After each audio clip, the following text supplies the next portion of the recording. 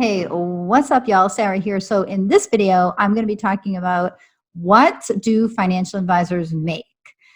What do financial advisors get paid? So there is some debate about this, but I'm going to actually show you some data from the Bureau of Labor Statistics. And so it would appear that according to the BLS, personal financial advisors, not sure exactly how they're defining this term. It looks like this is the breakout over here. As you can see, pretty nebulous: securities, commodity contracts, and other financial investments and related activities, management of companies and enterprises. Like, what does that mean? Is that like CFO? Anyways, so it's pretty unclear what this data is actually measuring, but the best data that I believe we have available to us is saying that a personal financial advisor, the median annual wage in May of 2018, latest data available from the BLS, is close to $89,000 annual pay. So I don't know if that's accurate. From what I've seen, a lot of the financial advisors that I'm dealing with tend to be making a lot more than that. And I think that if it's true that the median wage of a financial advisor is $89,000 a year, then I think that that's going to really be quite poor in relation to the amount of liability that you're taking and how hard you do have to work and keep up with your certifications and all of the service you have to do for these kinds of clients. So the question then becomes, well, maybe not what do they make, because it looks like there's no real clear data on this, but what should a financial advisor make? And so I'm going to talk about that. I actually have it sketched out, and I can talk about practice profitability and how financial advisors should be paid. But first, I want to just say something about profitability. It is not selfish to be concerned about how much you are taking home and how profitable your practice is. I recently had a vendor to my own firm that he went out of business. He was someone that I relied upon a lot, and it looks like he just could not sustain his business, and he went out of business. And this was really harmful to me and my firm. It caused a little bit of confusion. Luckily, I was able to take advantage of other resources, but it really is not a good feeling. So you have people that are depending on you, and the more profitable your firm is, the greater stability there will be, the more you can compensate your people, and the more value I think you can siphon back to your clients. So you're not being selfish in wanting to maximize profitability. Having said that, it doesn't mean that you have to go about this in a self-serving way. And the question then becomes, how do I maximize my compensation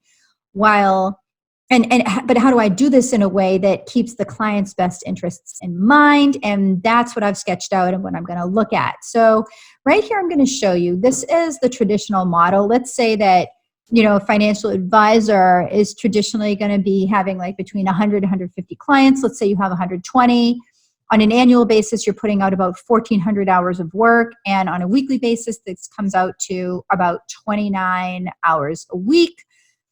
That's a whole heck of a lot of hours. Doesn't leave too much time for that much else, considering that you have the operational aspects of the firm, administrative aspects, you have training, you have to manage employees, all of this.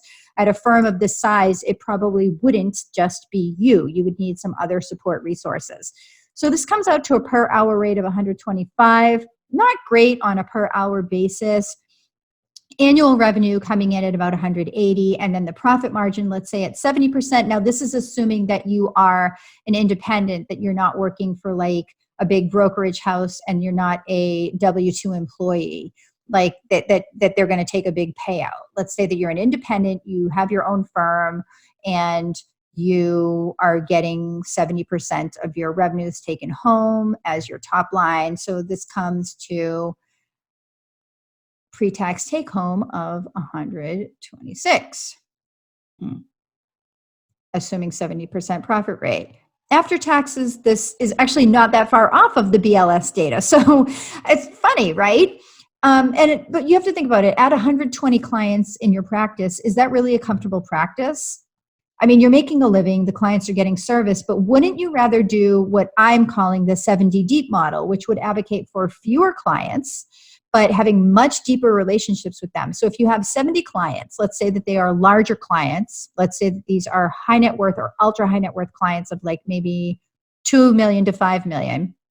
you're spending 840 hours a year instead of 1,400 because you're assuming 1 hour per month on each client. And on a weekly basis, you're spending much fewer hours than in the traditional model. Your revenues are coming in higher because you're making more, because you are having more time to spend on each client, which allows you to really delve in deep into some of the deeper, more sophisticated planning aspects. And like I said, these are larger clients. So not only do they probably have larger asset base, but there's also more to do for each client. And it all comes out that much better because on a profit margin base, same profit margin, let's say now you're taking home a little bit more. Again, this is not like totally awesome, but right, you would like, I would assume that you would maybe want to be just making even more than that, but it does allow you to make more compensation because with 70 clients, you can just really burrow down deeper. And once you get these 70 clients, you can, because you're at the level of like you're providing more sophisticated services, you can then just go up in asset size and get clients with even deeper needs. You can do this let's say you created a strategy where you do this in a very deep way and in a very thorough way and in a very kind of deliberate, careful way that you were very selective about who you worked with and you weren't running around just trying to scramble for the next client because you're deeply entrenched with these 70 clients here. They feel served, you feel served, less client turnover, better for your practice, less for you to mentally be preoccupied with, and then you could focus on going out and getting the even bigger clients, and your referrals would probably increase as well because with these 70 clients, you have these deeper relationships and hopefully they could maybe pass on a word or two about you if you're doing a good job. So the point I'm trying to make here is that it is overall, I think, a lot more advantageous for your compensation and for the profitability of your company for you to use what I'm calling the 70 deep model and for you to focus on fewer clients, but really to maximize the value of what you're doing for them, knowing them deeper, providing higher value, and delivering more sophisticated solutions that really make a difference in their lives. It's not to say that with more clients that you would necessarily not be able to do that, but we all have the same amount of hours in a week. And if you do the math on it, like I showed you in the spreadsheet, there quite simply isn't enough mental time to focus when you have more clients that you need to take care of. So in short, what I'm saying is to serve clients better, use a 70 deep model, and that will help you to maximize your compensation, the value of what you're doing for your clients, and the overall profitability of your firm, which will reward everybody in the long run. Now, how do you go about doing this?